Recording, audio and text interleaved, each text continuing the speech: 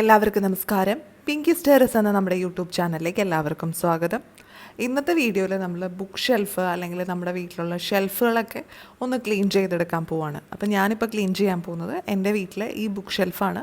ഇതിൽ അത്യാവശ്യം കുറച്ച് ബുക്സ് ഉണ്ട്, പിന്നെ യൂട്യൂബിൻ്റെ സർട്ടിഫിക്കറ്റ്, നമ്മുടെ സിൽവർ പ്ലേ ബട്ടൺ, അതുപോലെ യൂട്യൂബ് ഡേക്ക് പോയപ്പോൾ കിട്ടിയ കപ്പ്, അങ്ങനെയുള്ള കുറച്ച് കാര്യങ്ങളുണ്ട്. പിന്നെ ഒരു അക്വേറിയവും ഉണ്ട്. ഇത്രയും സംഭവങ്ങളാണ് നമ്മുടെ ഈ ബുക്ക് ഷെൽഫിലുള്ളത്. അപ്പോൾ ഇതൊക്കെയാണ് നമ്മളിന്ന് ക്ലീൻ ചെയ്തെടുക്കാൻ പോകുന്നത്.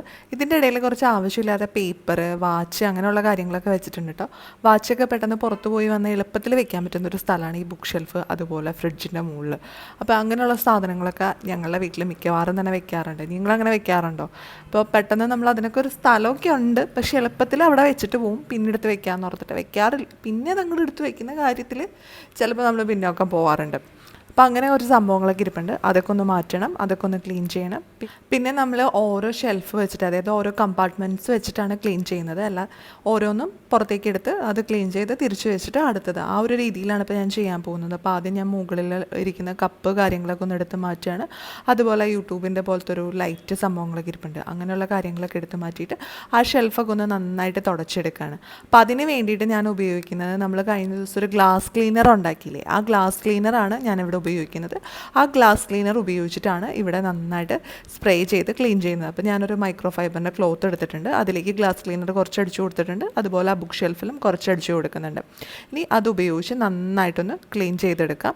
അപ്പോൾ ജസ്റ്റ് ഒന്ന് തുടച്ചാൽ മതി. അപ്പോൾ ഈ ഷെൽഫ് ഹസ്ബൻഡ് തന്നെ ഉണ്ടാക്കിയതാണ്. അപ്പം പുള്ളി ഉണ്ടാക്കിയതാണ്. വെറുതെ ഓപ്പൺ ആയിട്ടുള്ള ഒരു ഷെൽഫായിരുന്നു. ബുക്സ് ഒന്നും വെക്കാനായിട്ട് സ്ഥലമൊന്നും ഉണ്ടായിരുന്നില്ല. അപ്പോൾ ആദ്യം ആൾ ഇങ്ങനത്തെ സംഭവങ്ങളുടെ അളവെടുത്ത് തന്നെ ഉണ്ടാക്കുകയാണ് ചെയ്തത്. അപ്പോൾ കുറച്ച് ബുക്സൊക്കെ ഇപ്പോൾ ഇതിൽ വെച്ചിട്ടുണ്ട്, കുറച്ച് ബുക്സ് വേറൊരു ഷെൽഫിലാണ് വെച്ചിരിക്കുന്നത്. കാരണം ആദ്യമല്ല ഇതിലായിരുന്നു, പിന്നെ അക്വേറിയം വന്നു കഴിഞ്ഞപ്പോൾ അതിൽ സ്ഥലമില്ലാതെയായി. അപ്പോൾ കുറച്ച് ബുക്സൊക്കെ മാറ്റി. പിന്നെ ഒരു ഷെൽഫ് മൊത്തം എൻ്റെ യൂട്യൂബിൻ്റെ സംഭവങ്ങൾ വെക്കാനായിട്ട് എടുത്തു. പ്ലേ ബട്ടണും അതുപോലെ സർട്ടിഫിക്കറ്റും ഒക്കെ വെച്ചിട്ടുണ്ട്. അപ്പോൾ അതുകൊണ്ട് തന്നെ ആ ഒരു സ്പേസും കംപ്ലീറ്റ് ആയിട്ട് പോയി. അപ്പോൾ നമ്മൾ ഈ ഭാഗമൊക്കെ, അതായത് യൂട്യൂബിൻ്റെ സാധനങ്ങൾ വെക്കുന്ന ഭാഗമൊക്കെ കംപ്ലീറ്റ് ആയിട്ട് ക്ലീൻ ചെയ്തെടുത്തിട്ടുണ്ട്. അതിലെ പൊടിയെല്ലാം നന്നായിട്ട് തുടച്ചെടുത്തിട്ടുണ്ട്. ഇനി അതിൽ നമ്മൾ ആദ്യം വെച്ചിരുന്ന സാധനങ്ങളൊക്കെ തിരിച്ചു വെക്കുകയാണ്. ഇനി നമുക്ക് ഈ ഷെൽഫുകളിൽ നിന്ന് ബുക്കുകൾ കുറച്ചായിട്ട് എടുത്ത് മാറ്റിയിട്ട് ആ ഭാഗം ക്ലീൻ ചെയ്തെടുക്കണം. അപ്പോൾ ബുക്കുകൾ ഞാൻ ഇടയ്ക്ക് എടുത്തിട്ട് അതിലെ പൊടിയൊക്കെ ഒന്ന് തട്ടിക്കളയാറുണ്ട്. അതുപോലെ തന്നെ അതൊന്ന് തുറന്ന് അടച്ച് വെക്കാറുണ്ട്. എല്ലാ ബുക്കും നമ്മളെപ്പോഴും വായിക്കില്ലല്ലോ. അപ്പോൾ വായിക്കാനെടുക്കുന്ന ബുക്കുകൾ എപ്പോഴും ക്ലീൻ ചെയ്ത് വെക്കും. അതുകൂടാതെ ബുക്ക് ഷെൽഫിലിരിക്കുന്ന ബുക്കുകളും പുറത്തെടുത്ത് ജസ്റ്റ് ഒന്ന് പൊടിയൊക്കെ തട്ടി തിരിച്ചു വയ്ക്കും. അതുപോലെ പുൽത്തൈലം ജസ്റ്റ് ഒന്ന് തുടച്ചു കൊടുക്കാറുണ്ട്. പുൽത്തൈലം വെച്ചിട്ട് നമ്മൾ ഈ ഷെൽഫ് തുടച്ചു കൊടുക്കുകയാണെങ്കിൽ ബുക്കിലധികം പ്രാണികളൊന്നും വരില്ല. കാരണം ചില ബുക്കുകളൊന്നും നമ്മൾ ചിലപ്പോൾ കഴിഞ്ഞ വർഷമോ അല്ലെങ്കിൽ അതിന് മുന്നത്തെ വർഷമൊക്കെ എടുത്തതായിരിക്കും. പിന്നെ അത് നമ്മൾ കൈകൊണ്ട് തൊടാറില്ല, അങ്ങനെ തന്നെ അങ്ങോട്ട് വയ്ക്കും. പക്ഷേ അങ്ങനെ വെച്ച് കഴിഞ്ഞാൽ അതിൻ്റെ ഉള്ളിൽ ചെറിയ ചെറിയ പ്രാണികൾ കാര്യങ്ങളൊക്കെ വരും. അപ്പോൾ അത് ഒഴിവാക്കാൻ വേണ്ടിയിട്ട് ഇടയ്ക്കിടയ്ക്ക് ബുക്സ് എടുക്കുക, എന്നിട്ട് അതൊന്ന് തുറന്ന് അടച്ചു വയ്ക്കുക. മാത്രമല്ല, ബുക്കുകൾ വെക്കുന്ന ഷെൽഫിൽ പുൽത്തൈലം വെച്ചിട്ട് തുടച്ചു കൊടുക്കുക. പുൽത്തൈലം നിങ്ങൾക്ക് എല്ലാവർക്കും അറിയാവുന്നതായിരിക്കും. ലെമൺ ഗ്രാസ് ഓയിൽ എന്ന് പറഞ്ഞിട്ട് നമ്മുടെ സൂപ്പർ മാർക്കറ്റിലൊക്കെ കിട്ടും. അത് ഉപയോഗിച്ച് തുടച്ചു കൊടുക്കുകയാണെങ്കിൽ ഈ ബുക്കുകളിൽ വരുന്ന ആ ഒരു പ്രാണി, അതുപോലെ ഒരു ചെറിയൊരു പുഴു പോലത്തെ സംഭവമൊക്കെ വരുമല്ലോ, അതൊക്കെ ബുക്കുകളിൽ നിന്ന് പോവും. അതങ്ങനെ വരുമൊന്നുമില്ല. നമുക്ക് എപ്പോഴും ബുക്സ് നല്ല നീറ്റായിട്ടും ക്ലീനായിട്ടും സൂക്ഷിക്കാൻ പറ്റും. ആ ഒരു ടിപ്പ് എല്ലാവരും ഒന്ന് ട്രൈ ചെയ്ത് നോക്കുക. ഒത്തിരി ബുക്സ് ഉള്ള ആളുകളൊക്കെ ആണെങ്കിൽ ഇങ്ങനെ ചെയ്ത് നോക്കുകയാണെങ്കിൽ നിങ്ങളുടെ ബുക്കുകൾ കാലങ്ങളോളം, നൂറ്റാണ്ടുകളോളം കേടാവാതെ ഇരിക്കും. അപ്പോൾ ഈ ഒരു മെത്തേഡിലാണ് നമ്മൾ നമ്മുടെ ബുക്ക് ഷെൽഫ് ഒക്കെ ക്ലീൻ ചെയ്തെടുക്കുന്നത്. ഇനിയിപ്പോൾ നിങ്ങളുടെ വീട്ടിൽ ബുക്ക് ഷെൽഫ് ഇല്ല, സാധാരണ ഒരു ഓപ്പൺ ആയിട്ടുള്ള ഷെൽഫാണെങ്കിലും ഈ ഒരു മെത്തേഡിൽ ക്ലീൻ ചെയ്തെടുക്കുക. കുറച്ച് ലെമൺ ഗ്രാസ് ഓയിൽ കുറച്ച് വെള്ളത്തിൽ മിക്സ് ചെയ്തിട്ട് അത് ഉപയോഗിച്ച് ക്ലീൻ ചെയ്യുകയാണെങ്കിലും വളരെ നല്ലതാണ്. അപ്പം ഞാൻ ആദ്യം നമ്മുടെ ഗ്ലാസ്സുകൾ ക്ലീൻ ചെയ്യാനായിട്ട് സാധാരണ കോളിൻ പോലത്തെ സ്പ്രേ നമ്മൾ ഉണ്ടാക്കിയതാണ് ഉപയോഗിച്ചത്. പിന്നെ അതിൻ്റെ കൂട്ടത്തിൽ ഞാൻ കുറച്ച് ലെമൺ ഗ്രാസ് ഓയിലും കൂടി ചേർത്ത് കൊടുത്തിട്ടുണ്ട്. അപ്പോൾ വിനാഗിരി, സോപ്പും, ഡിഷ് സോപ്പ്, അതൊരു ഡ്രോപ്പേ ഉള്ളൂ. ആ ഒരു ഡ്രോപ്പ് ഡിഷ് സോപ്പും പിന്നെ കുറച്ച് ലെമൺ ഗ്രാസ് ഓയിലും ഇത്രയും കൂടി മിക്സ് ചെയ്തിട്ടാണ് ഞാൻ ബുക്ക് ഷെൽഫ് ക്ലീൻ ചെയ്തെടുത്തത്.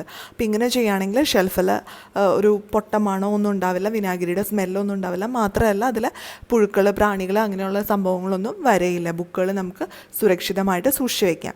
അതുപോലെ നമുക്ക് ഈ ഒരു മെത്തേഡ് തന്നെ ഓപ്പൺ ബുക്ക് ഷെൽഫ് ക്ലീൻ ചെയ്യാനായിട്ടും ഉപയോഗിക്കാം. ഓപ്പൺ ആയിട്ടുള്ള സ്പേസ് ക്ലീൻ ചെയ്യാനായിട്ടും ഈ ഒരു മെത്തേഡ് തന്നെ ഉപയോഗിക്കാം. അപ്പം ചില വീടുകളിലൊക്കെ ഷോക്കേസ് പോലെ നമ്മൾ കുറച്ച് ഡിസ്പ്ലേ സാധനങ്ങൾ അല്ലെങ്കിൽ ഫ്ലവേഴ്സൊക്കെ വെക്കാറുണ്ടല്ലോ. അപ്പോൾ അങ്ങനെയുള്ള സാധനങ്ങൾ വെക്കാനായിട്ട് വയ്ക്കുന്ന സ്ഥലവും ഈ ഒരു മെത്തേഡിൽ നമുക്ക് ക്ലീൻ ചെയ്തെടുക്കാവുന്നതാണ്.